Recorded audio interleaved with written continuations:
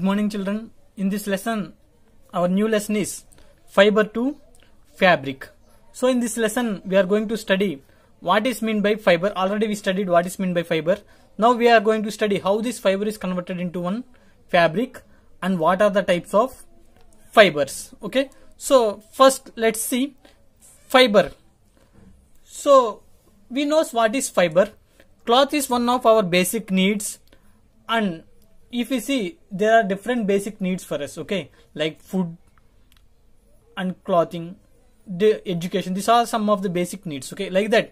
Cloth is one of our basic needs, and why this cloth is important to us means cloth protects us from heat, cold, rain, dust, insects, etc. Okay, that means what I am saying means cloths, it protects us from the surroundings, harsh conditions like heat, cold, rain, dust, insects, all these conditions, etc. This clothes protects us. Not only that, clothes also make one civilized and smart.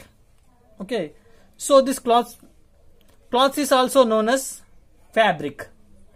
So what is fabric? Fabric is cloth, and each fabric is made up of fibers. Okay, so cloth is also known as one fabric. That means we are saying that cloth means it is fabric. Fabric is made up of many of the fibers. Okay, now coming to types of fibers. What are the types of fibers? There are two types of fibers are there. That is, one is natural fiber and second one is man-made fiber. Okay, so there are two types of fibers. Natural fiber is one and second one is man-made fiber. Okay, so now let's come to what is meant by natural fiber. Natural fiber means fibers which are obtained from plants and animals. Okay, so this type of fibers, we are not making this type of fibers. This type of fibers are obtained from nature, that is from the plants and not only plants and nature is not only plants and animals, but the plants and animals produce this type of fibers. Such type of fibers are known as natural fibers, and examples of natural fibers are jute, cotton, wool, silk, etc. are examples of these natural fibers. Like see, cotton, it is produced from cotton plant, jute from jute plant, wool from sheep, silk from silk moth. That means it is produced from plants and animals. Okay, we are not making this type of fibers. Such type of fibers are known as natural fibers. Now coming to our second type is man-made fibers. Which kind of fibers are known as man-made fibers is, that is, fibers that are synthesized in laboratory are called man-made fibers. That means ourselves we are synthesizing or we are making this kind of fibers. Such type of fibers are known as man-made fibers, and examples of man-made fibers are Tedlin, terry cotton, acrylic. These are some of the examples of man-made fibers. Okay, now coming to let's move to our next tree is types of natural fiber. So we studied what is natural fiber and what is man-made fiber. Okay, so let's see, starting again, natural fibers are divided into types. That is, based on that from which material they are obtaining or from where they are obtaining, natural fibers are divided into two types, that is plant fibers and animal fiber. So what is plant fiber is, fibers which are obtained from plants is called plant fiber, and the fibers which are obtained from animals are known as animal fibers. Examples of plant fibers are cotton, jute, flax, etc. are examples of plant fibers. You see, cotton we are obtaining from cotton plant, jute from jute plant. So this type of fibers are known as plant fibers. Now coming to animal fibers. Fibers which are obtained from animals is called animal fiber, and examples of animal fibers are wool, silk, etc. are examples of this animal fiber. Wool, we are obtaining wool from the sheep, silk from the silk moth. So sheep is not a plant, it is animal.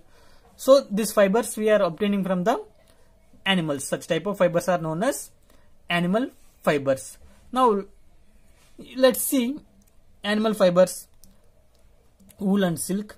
So wool, how this wool is produced and what is this wool is? There are many animals that bear a thick coat of hair on their body. Such animals generally live in the cold climates. Okay, if you see some of the animals, their body is covered with very thick coat of the hair. Such kind of animals will live in the cold climate. So this thick coat of hair covers the body of such animals, traps lot of air and keeps them warm, as air is a bad conductor of heat. That means why their body is that much covered with the hair is, so this thick coat of hair on the body, so on the body thick coat of hair is there. This air, what will do means it will traps a lot of air and keeps warm. We know that air is good conductor or bad conductor of heat, means air is bad conductor of heat. Now the heat which is present inside the body, it will not goes out, and the cold which is outside, it will not enter inside. That means here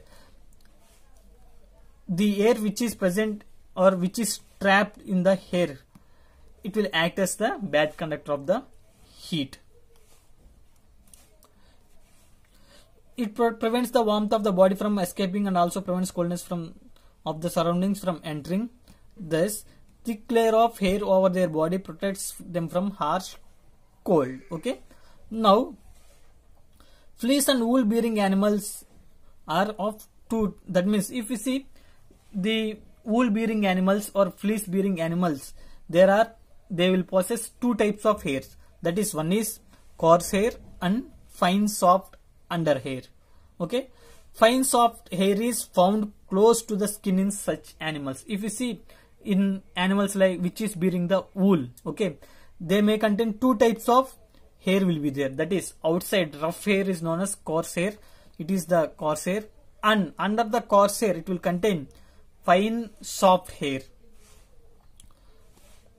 And this, once again I am repeating, the rough hair is known as the coarse hair, and downside to this coarse hair it contains fine soft hair.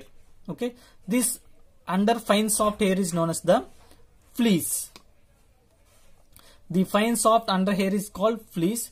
Fiber for wool is obtained from the fleece, okay, not from the coarse. It is obtained from the fleece, and hence such animals are called wool bearing animals. That means the animals which are bearing wool, they are known as wool bearing animals. Many breeds of sheep are found in India. Some of them are Angora wool. We are obtaining Angora wool from the Angora goats. Yak wool is obtained, or yak wool is, we know that yak, it is commonly found in Tibet and Ladakh. Alpaca and llama are other animals that give wool. Okay, in India, where does the sheep grow means they are reared generally in the states of Jammu and Kashmir, Himachal Pradesh, Uttaranchal, Arunachal Pradesh and Sikkim, or the plains of Haryana, Punjab, Rajasthan and Gujarat. Now, what are the process involved in obtaining wool from the sheep? So, let's see them. First step, it involves 6 steps. In the first step, let's see, the first step is known as the shearing. So, what is shearing is? The fleece, that means once again, before I told fleece means it is the under soft hair. So, the fleece from here, now I am not using the word hair, I am using only fleece, okay. So, the fleece of sheep is shaved off along with a thin layer of skin. In olden days, this was done using pair of metal blades, but nowadays machine is used to cut off the fleece. This is similar to shaving of beard or hair. This process is called shearing.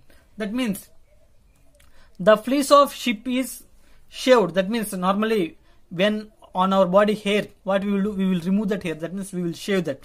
Like that only the fleece of the sheep, it is shaved along with a thin layer of skin. Okay, normal we means if you see animals or if you see humans, we will not remove the skin. Okay, but coming to this fleece, with along with the fleece, thin layer of skin also is removed. In olden days, it is used by dunning. It is used by doing a pair of metal blades. But nowadays, we are using machines to cut off the fleece, and this process is similar to the shaving, and this process is called shearing.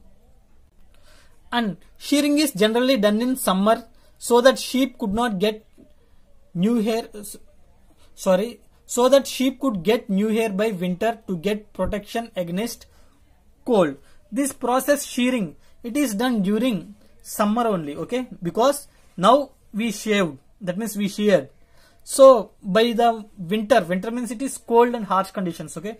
By the winter season, this fleece will grow again. Then what will happen? This fleece, it will trap lot of air and it will give protection against the cold. So our next second step is scouring.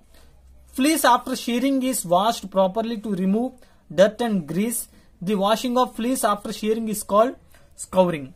That means the fleece which is sheared from the sheep, it is washed properly. Why? Means to remove dirt and grease which is present in the fleece. So the washing of the fleece after shearing is called scouring. Our next step is sorting. So after scouring, fleece is sorted according to its texture. That means maybe according to its length and according to its texture.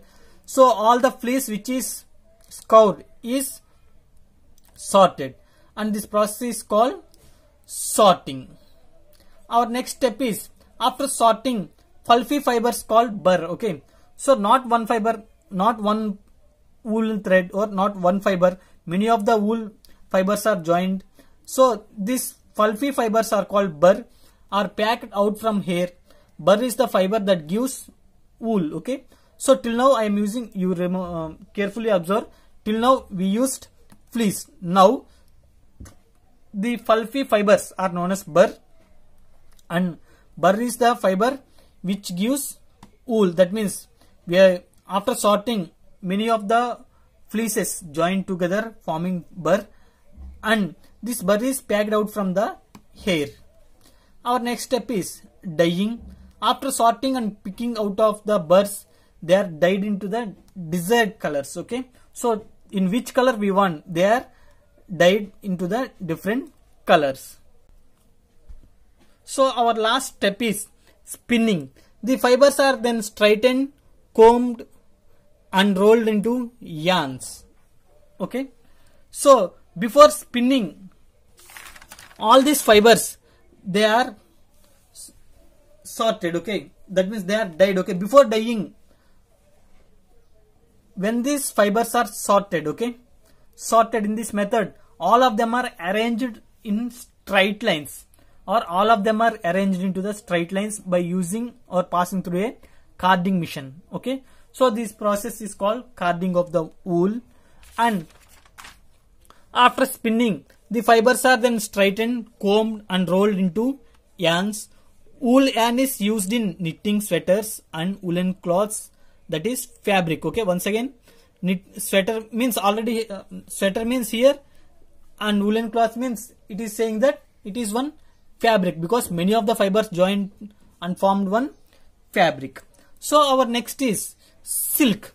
So what is silk is, and when the silk was discovered is, silk was discovered in the country China, not in India. Silk was discovered in China, in which time means around 3500 BC. Silk became a prized possession because of its fine quality and luster. If we see the silk thread, okay, it is luster. What is meant by luster? Shining property, okay? Shining property is known as lustrous. Not woolen fibers, but silk fibers are luster. Why they are luster? Let's see in the last, okay? So types of silk. What are the types of silk is? There are different types of silkworms produce different types of silk. Mulberry silk is the most common silk moth. And rearing of silkworm is known as the sericulture. Silkworms are reared on mulberry leaves. So now let's see life cycle of silkworm. Okay, life cycle of silkworm. So in life cycle of silkworm, first female silk moth lays eggs. After laying eggs, that means after 14 days, the laid eggs hatched into larva, and now larva grows into pupa. pupa around it will weave a net and enclosed. That means around the pupa it will weave a net. It produces, by secreting, it produces a protein from its salivary gland, moving its head in the shape of 8, forming cocoon, living in the cocoon for some time. After coming out, grow into silk moth.